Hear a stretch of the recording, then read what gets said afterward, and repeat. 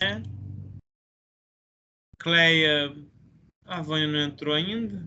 Mariana. A Cleia deve estar esperando chamar, não? Vou chamar aqui as duas.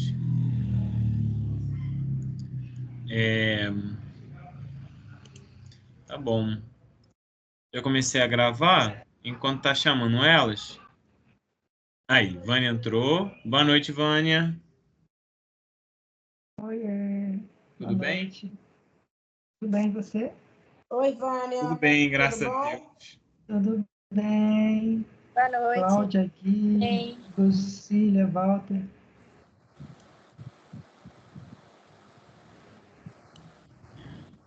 Gente, então, quem hoje acordou com aquela vontade de fazer a nossa prece inicial?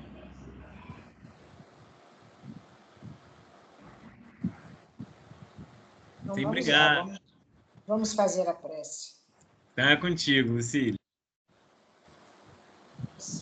Pedir a Jesus, nosso mestre, nosso guia, nosso irmão maior, que esteja conosco nesta noite de estudos, nos iluminando, nos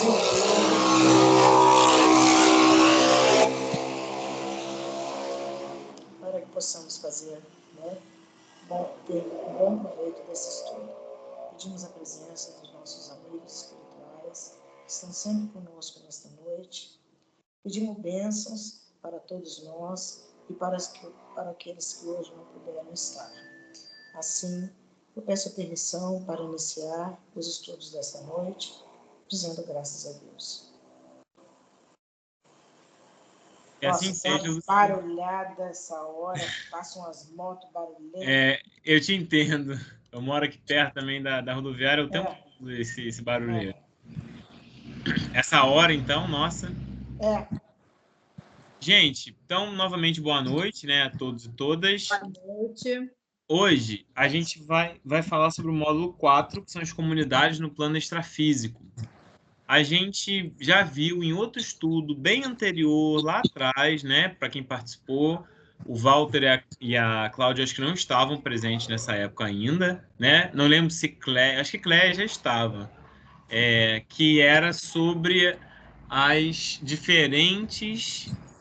diferentes níveis espirituais, né? Lembra que a gente falou das 7 esferas espirituais da Terra, né? Então a gente vai falar algo parecido, só que eu vou trazer uma outra nomenclatura, que é uma nomenclatura que o nosso livro traz, só que a percepção é parecida. A gente vai ver na literatura algumas nomenclaturas um pouco diferentes, mas se referem basicamente à mesma ideia, né? Existe uma gradação devido à densidade perispiritual de cada ser. Ok? Então, eu vou começar a compartilhar. Esse é um estudo talvez um pouco mais longo, no sentido dele ser detalhista, né? E eu também gosto de ser, né? Então talvez a gente demore um pouquinho mais para terminar ele, mas sem pressa, tá?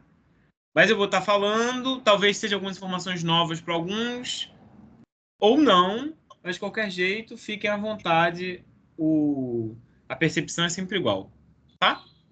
Então vamos lá. As comunidades do plano extrafísico. Oi?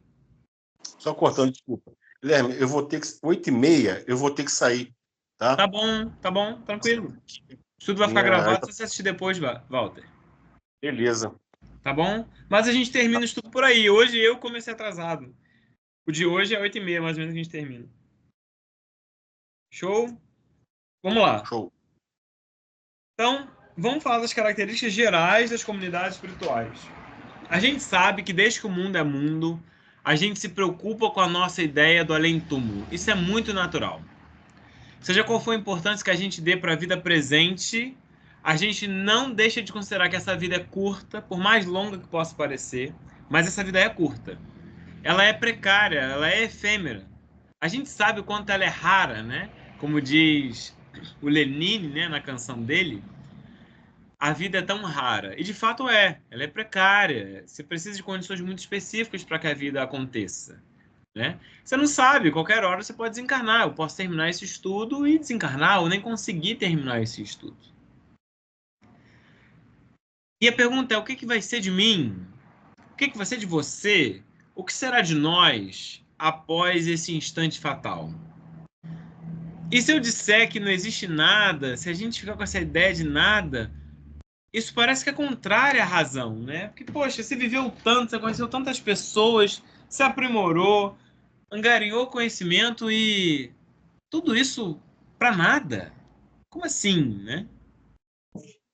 E aí é muito engraçado porque muitas pessoas passam a vida inteira sem se preocupar de que vão morrer. Mas, ó, spoiler, hein? Todos nós vamos. Todos nós vamos.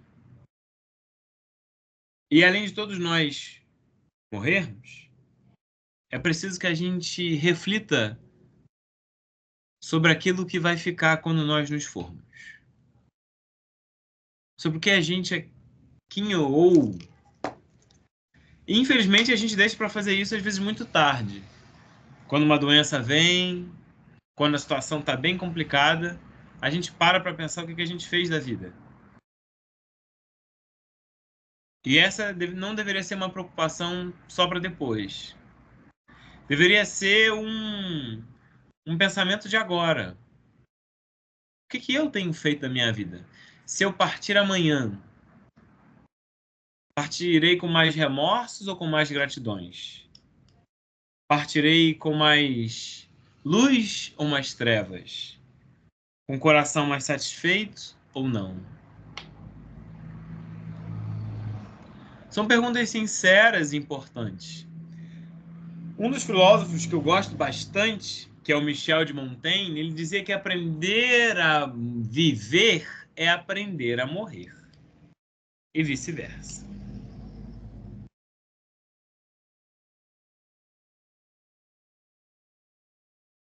E aí, a gente tira algumas situações interessantes, né? Porque é o seguinte, a gente sabe que existe uma coisa diferente. O que nós somos não é restrito à matéria. A gente sabe que a gente está para além da matéria, além das condições orgânicas que nos envolvem. Seja o corpo, seja a condição social, seja a criação. E aí é que vem a situação de que a gente sabe que o espírito, que quem somos, a natureza dele é diferente da do corpo. Uma vez que separados dele, as propriedades peculiares do corpo ficam com o corpo. Outra coisa, nós gozamos da consciência de nós mesmos. Somos passíveis de alegria ou sofrimento. Então, se isso acontece, a alma vai para alguma parte. A alma vai para algum lugar, o espírito vai para algum lugar, mas para onde ele vai? O que acontece? Desde muito tempo a gente fala que é morrer e ser você.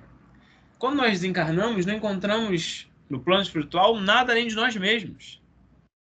Porque o plano material, ele é uma camada do plano espiritual.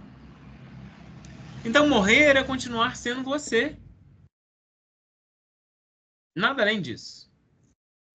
Só que vai ser em mais intensidade. Sem as amarras, sem as dificuldades que a matéria vai produzir. Morrer é se recordar de que somos também, na medida que podemos, vivos. Tudo bem, gente, até aqui? Bem. Bom, sabemos que o mundo espiritual ele é composto por várias regiões, que são esferas vibratórias. Cada região tem níveis, tem planos evolutivos. E os espíritos, obviamente, vão se agrupar, né? Agrupados por sintonia, agrupados por simpatia.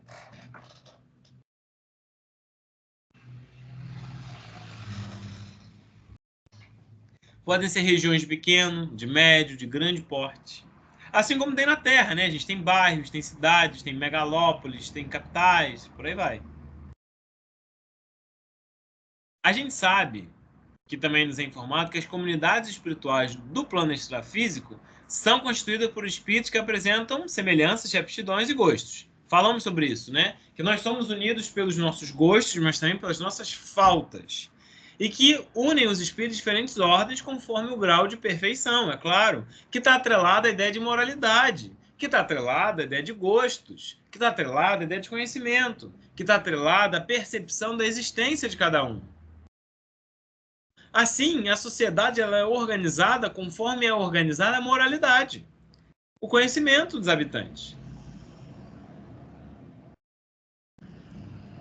Você não vai precisar construir leis para proibir alguém se a própria consciência é desperta. Você não vai proibir de matar porque as pessoas não matam. Não vai proibir de roubar porque ninguém rouba. Você precisa proibir alguma coisa quando as pessoas fazem. Você precisa ter um diálogo jurídico para impedir coisas que acontecem. Agora, se essas coisas não acontecem, o porquê de proibi-las? Nem passa pela cabeça da comunidade. Então, quanto mais evoluído o ser, menos regras se tem. Por quê? Porque a consciência abriga as leis divinas.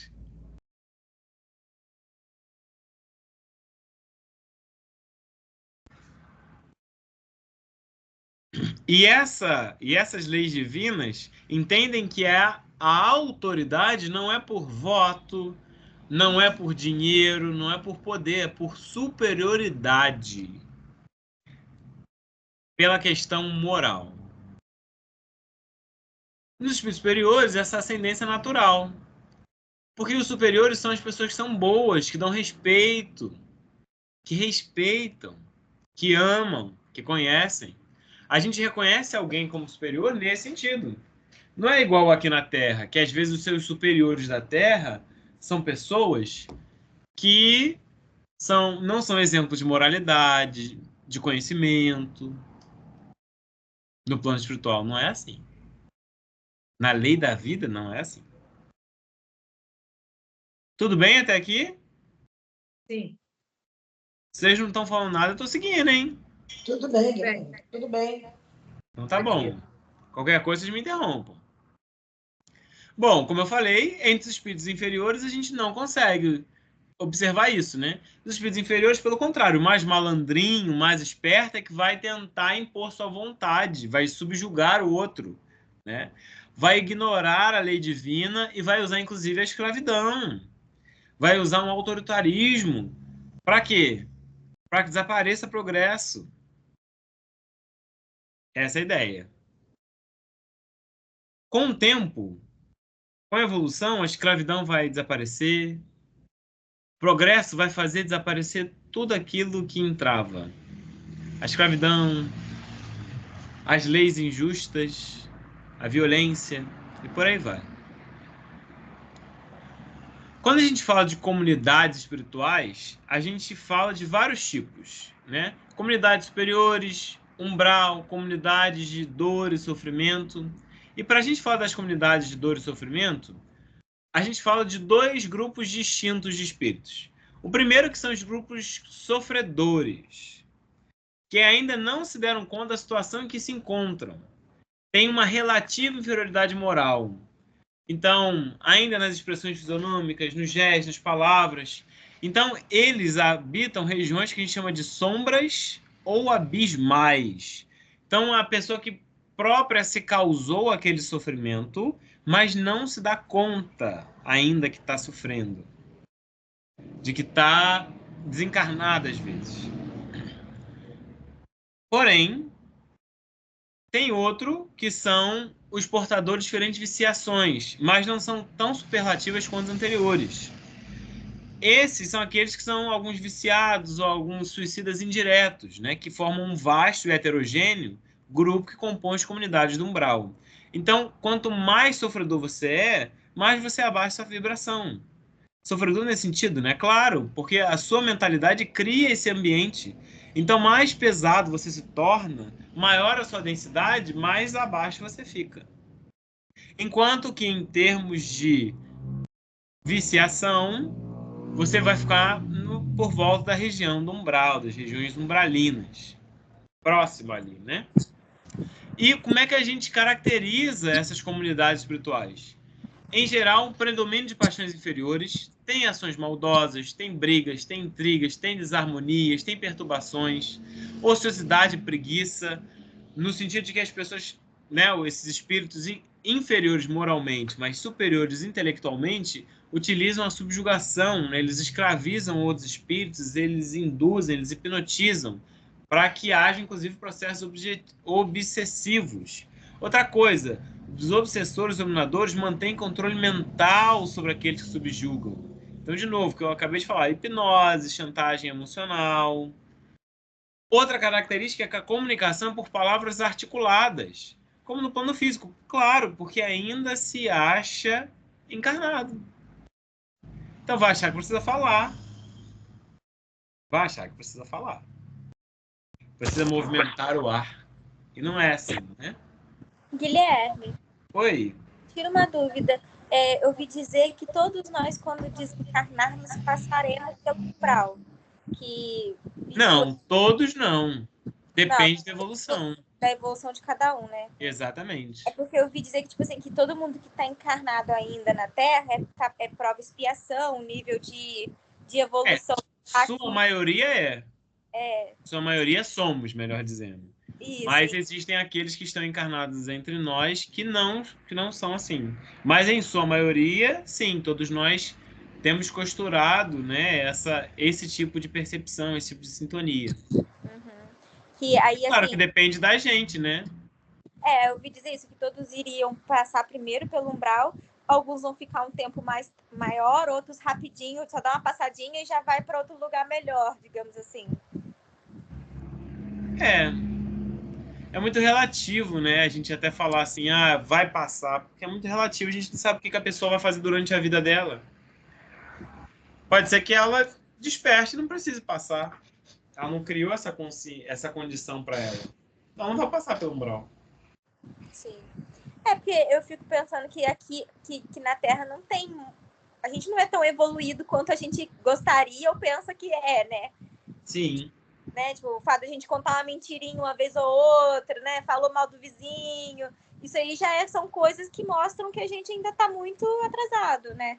Uhum. E aí seria mais pro umbral do que pro nosso lar, digamos assim. O nosso lar tá no umbral ainda, né? Né? Nosso lar tá no umbral ainda. Tá no topo das cadeias montanhosas do umbral. Está no umbral. Não sabia, achei que era mais elevado.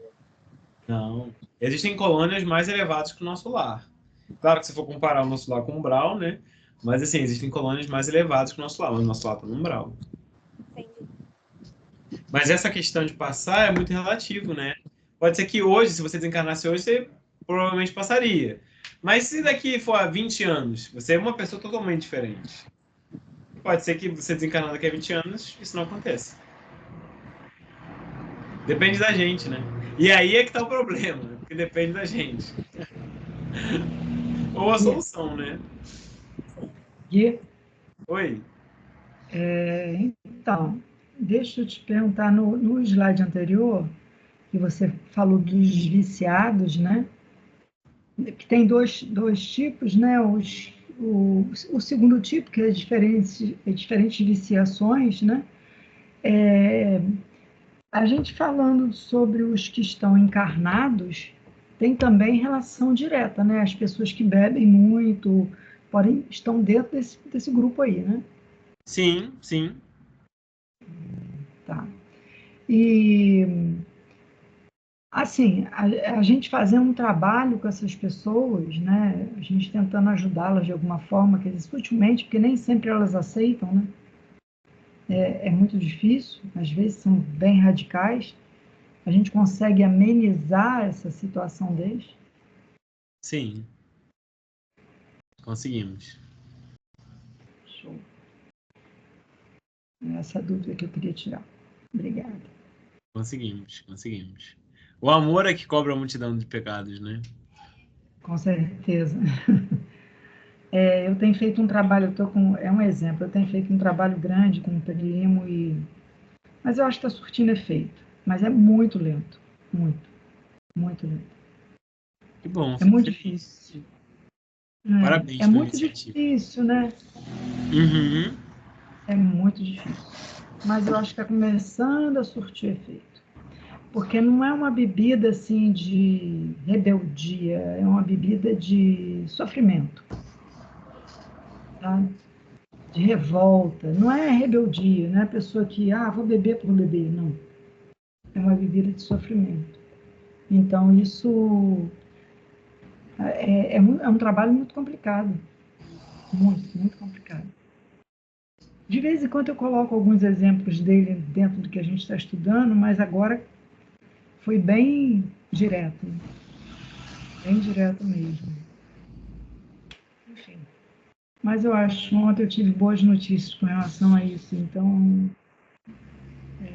é um exemplo assim que é ruim, né? Por um lado. Mas, por outro lado, também a escolha dele, né? A gente faz o que pode. Também cabe a gente a respeitar o livre-arbítrio, né? Por mais que doa. Por mais que doa, a gente tenta, né? Por amor, é como você falou, por amor. Exatamente. Porque a gente colocando o amor, né? Sempre em tudo. Então, eu acho que isso vai aos pouquinhos, né? Não tem aquele ditado, água mole, em pedra dura, tanto bate até que fura. Exatamente. De grão em grão mais ou galinha menos enche o papo, né? Exatamente. Aos pouquinhos a gente vai tentando, né? Quem sabe? Sim. Quem sabe? Quem sabe, né? Eu só queria tirar essa dúvida. Não, perfeito.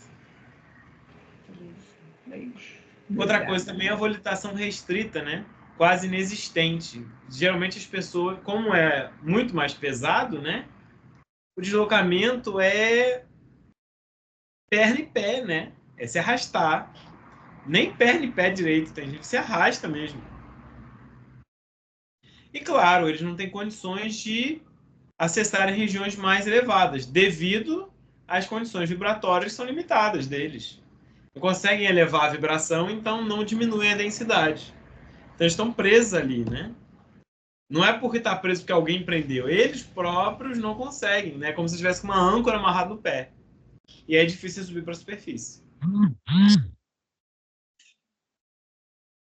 Ok? Tudo bem, gente? Bem. Então, essas são algumas características de comunidades espirituais, sofrimento e dor.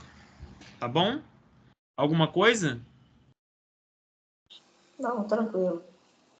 Ok.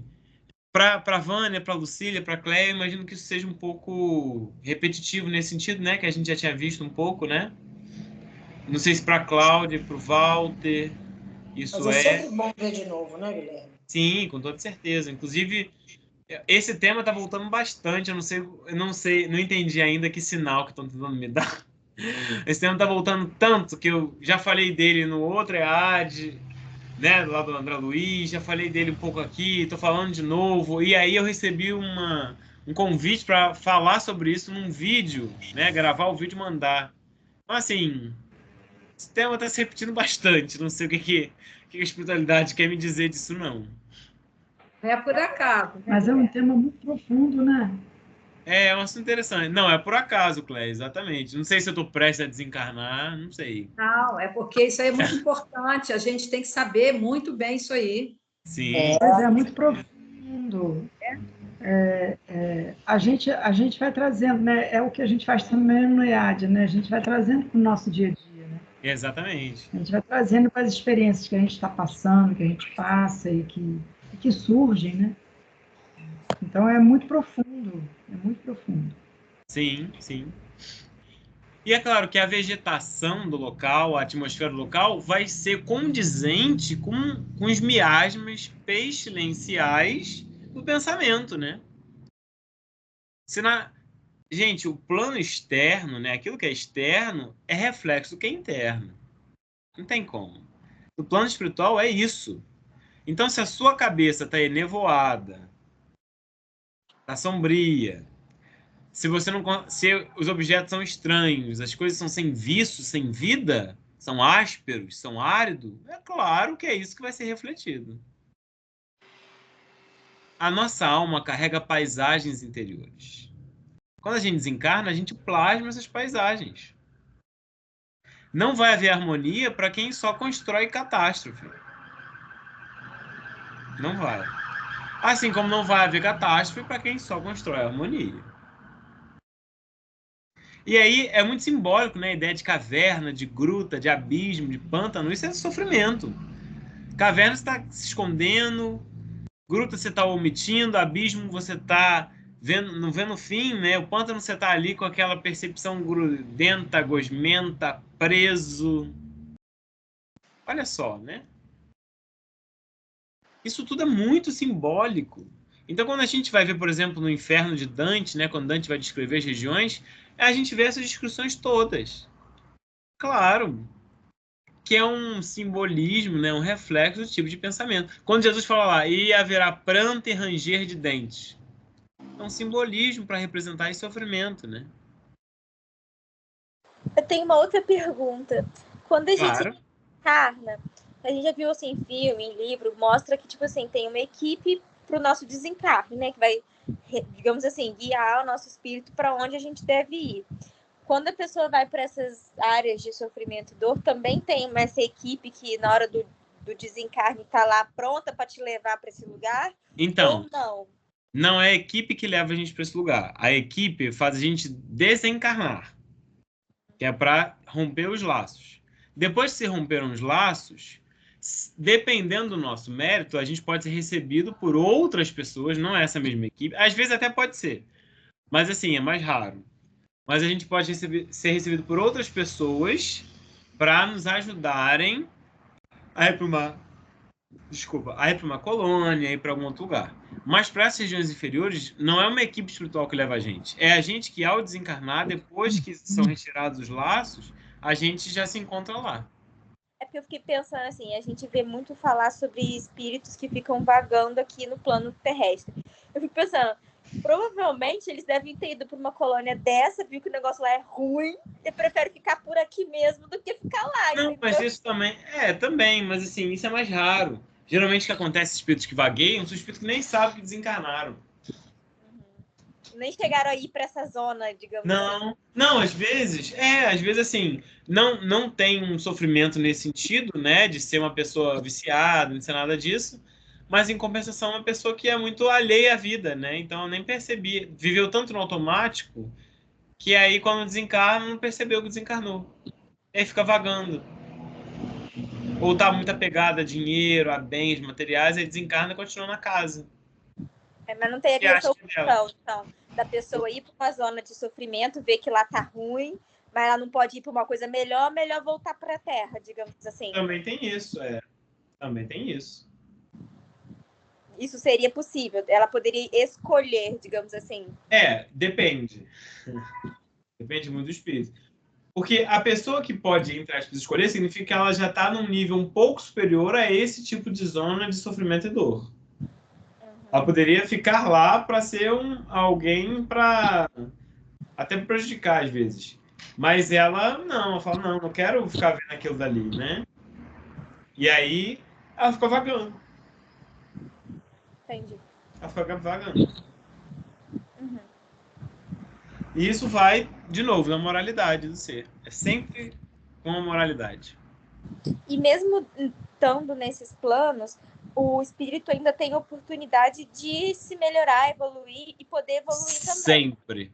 Porque mesmo que ele esteja num lugar, tipo uma caverna, tudo sujo, tudo ranger de dentes, eu fico pensando qual oportunidade ali que ele vai ter para se transformar, entendeu? Já que o ambiente, tudo ao redor, não favorece.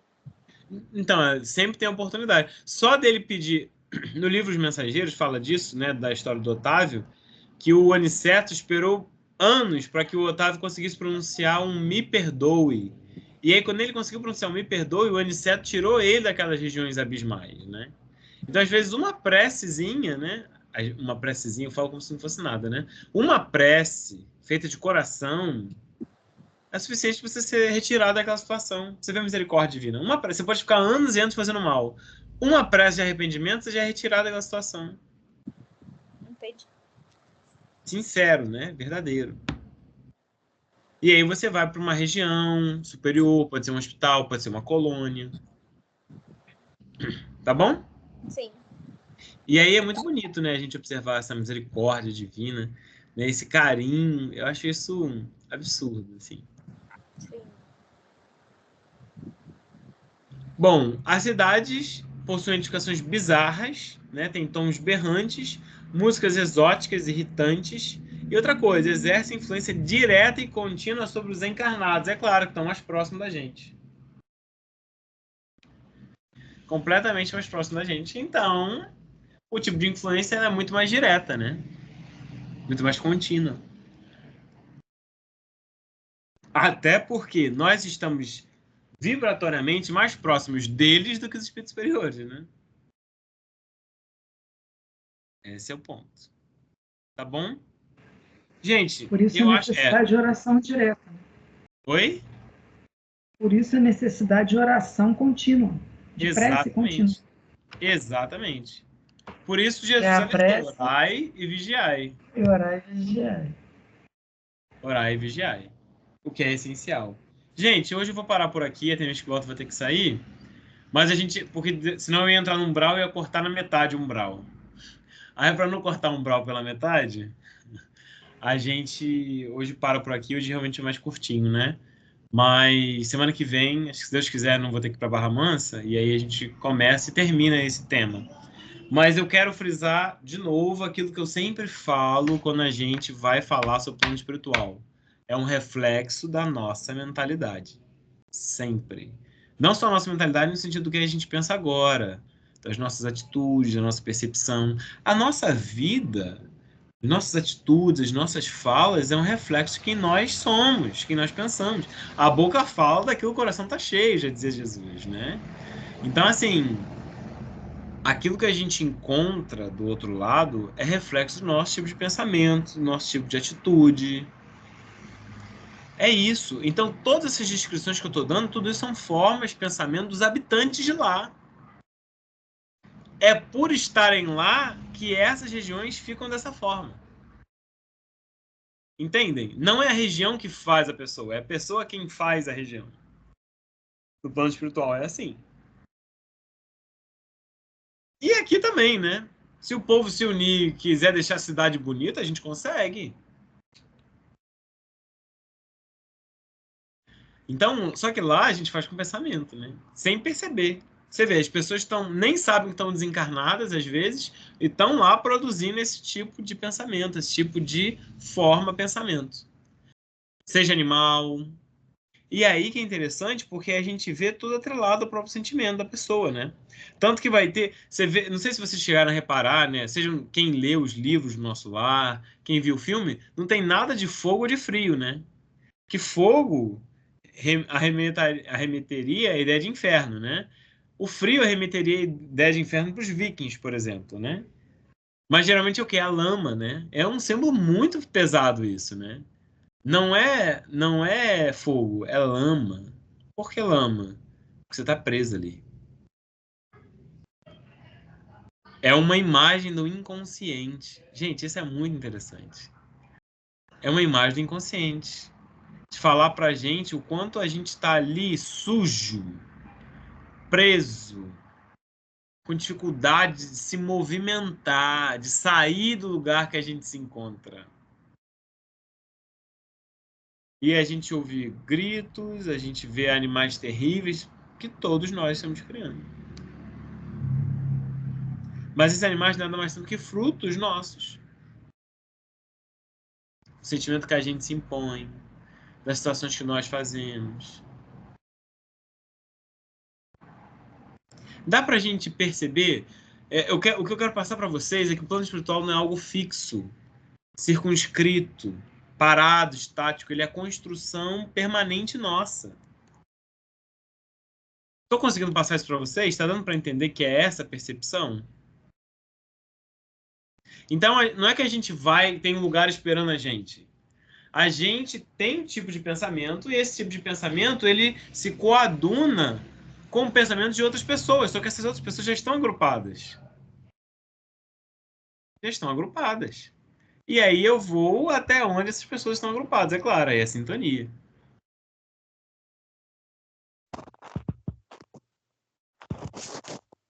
Tudo bem?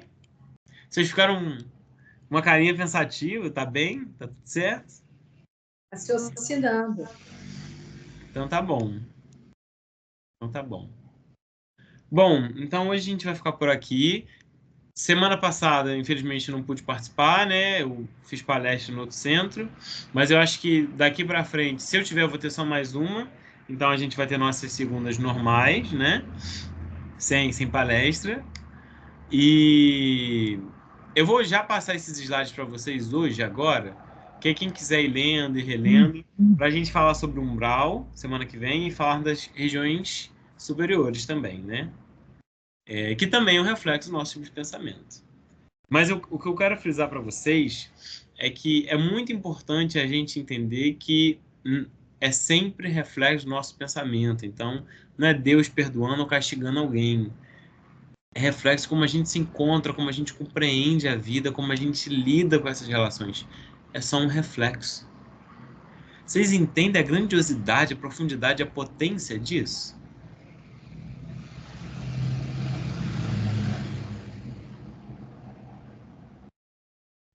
Quer dizer, não está mais a encargo do outro.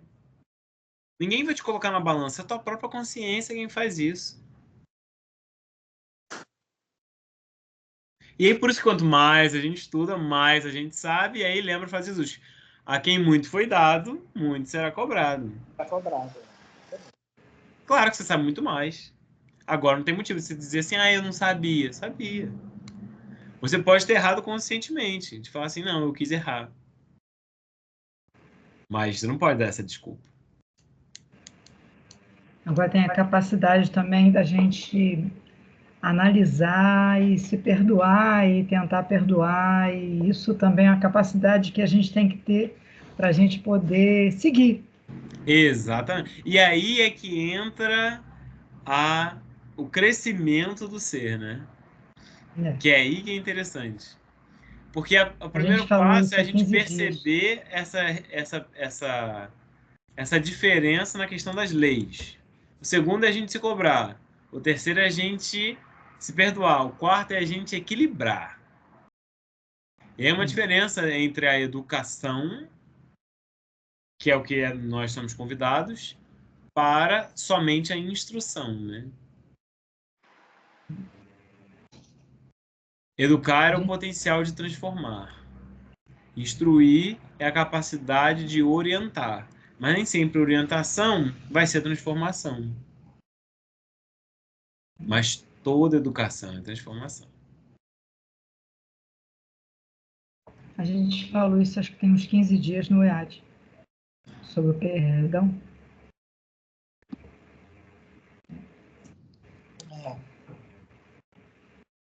E é bem forte, né? Uma questão bem forte. Sim. E tem tudo a ver com a nossa mente, com a nossa evolução, com o que teremos depois que desencarnarmos. Está tudo interligado. Ontem eu estava fazendo o culto do lar e a passagem do Evangelho falava sobre uma passagem que Jesus diz assim, sedes perfeitos. E quando ele fala sobre isso, ele dá um exemplo assim de que para você amar o seu inimigo, que nós né, somos bons, amamos, perdoamos aqueles que a gente tem mais afeto, né? É fácil perdoar uma pessoa que a gente ama, é fácil né, fazer uma prece por alguém que nos quer bem, né? E aí ele fala que isso não basta, que a gente precisa amar e perdoar os nossos inimigos, né? E isso é difícil, porque né, o inimigo já diz tudo, né? Aquela pessoa que te quer o mal e você ainda vai fazer uma prece de amor por ele. Então, eu acho que isso meio que tenha linkado com isso daí também, né? Se a gente quer estar numa evolução maior, Jesus já disse o caminho, né? Amar o próximo e principalmente os nossos inimigos, né? Porque aí sim a gente vai estar um pouco melhor e mais próximo da perfeição, que ainda é uma coisa muito inatingível para nós, mas a gente tem que caminhar nessa direção, né? Exatamente. E é um processo muito lento, muito longo, mas que exige a gente muita coragem, né, e muita dedicação.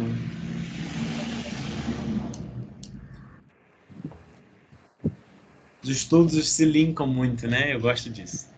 Muita coisa. Porque eu estava pensando assim, os espíritos sofredores e de dor, eu fico pensando, são pessoas que, querendo ou não, fizeram mal, né? Fizeram muito mal e estão sofrendo. E aí, às vezes, nós aqui encarnados, vemos, às vezes, notícias, né? Tipo, fulano estuprou não sei quem, morreu, mataram. E a gente fica vibrando. Tinha que ter morrido mesmo, né? Tipo, que bom que morreu, mas essa pessoa tá em sofrimento lá. E como é que nós vamos pensar? Às vezes eu me cobro assim, tipo, como é que eu vou fazer uma prece de amor por um estuprador? Que absurdo! Não, ele tem que sofrer mesmo, tem que pagar pelo que ele fez. Isso é muito ainda, como é que se fala? Humano. Atrasado, né? Nosso pensamento de ser, né? É o nosso momento evolutivo, né? Ainda Exatamente. estamos aqui. E às vezes essa colônia que está tão perto da gente de sofrimento e dor, nós mesmos estamos vibrando para que mantenham esses espíritos ali, né? Porque às vezes, talvez eles já estejam querendo sair, se perdoar, e a gente aqui não está vibrando para isso, para que ele se perdoe, para que ele evolua. A gente está aqui, não, tem que sofrer, tem que pagar. Exatamente. De novo, encontraremos aquilo que somos.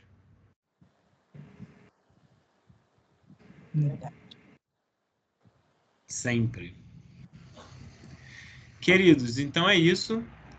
Vou parar por aqui hoje, mas eu deixo de novo, né, o convite formal para que aqueles que se sentirem confortáveis em construir a nossa pequena zona de preces final, que possam fazê-lo. Cada dia ele fala uma palavra diferente, né? Só para tapear, gente. Deixa quem for fazer a prece, pedir pela Maria do Carmo Estreva, que desencarnou hoje, por favor. Na prece inicial, eu acabei me perdendo. Maria do Carmo o quê? Estreva? Estreva, tá? Tá bem. Então, ó, quem fizer a prece, pedir pela Maria do Carmo, que desencarnou hoje. Aí, Guilherme, se você puder colocar lá no centro amanhã também, fazendo favor. Me passa o nomezinho dela, por favor, Lucília, que eu coloco sim. Passo. Tá? Pode passar no particular que eu escrevo lá, sim. Tem outras pessoas também, tá vendo, do grupo que vão colocar. Então, gente, ninguém quer fazer a prece final? Eu faço, Gui. É contigo, Vânia. Eu e Lucília somos uma dupla infalível, né, Lucília? Quando uma abre, outra fecha. Uma começa, a outra termina. A outra começa, a outra termina. Essa turma aí precisa... As veinhas, as veinhas. As veinhas, as veinhas. As veinhas, isso aí. Pede para ela. Pode deixar. Tá? É Maria? Maria do Carmo Estreva. Do Carmo Estreva. Então, vamos lá, então. Agradecer ao nosso Pai por esse momento de estudo, de aprendizado, de um pouquinho de evolução, de entendimento, de capacidade de entender o que nós somos e o que nós queremos ser. A gratidão é algo muito significativo. E o que mais a gente faz em agradecer, a gente recebe do nosso Pai também esse retorno de reconhecimento de tudo que a gente recebe, independente do que seja, porque às vezes até não é uma coisa positiva, mas aquilo tem um fundamento.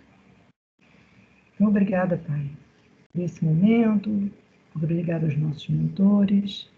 Pedimos por Maria do Carmo Estreva que a espiritualidade a receba, que ela esteja num caminho de luz, com paz, com tranquilidade, para que ela possa alcançar o melhor lugar. Pedimos a todos que estão aqui proteção para a semana, aos que não estiveram presentes, que conduzam a semana com tranquilidade e que em tudo tem o seu momento. o nosso Pai maior é o nosso condutor. Eu peço nesse momento a permissão para encerrar os estudos dessa noite, dizendo graças a Deus.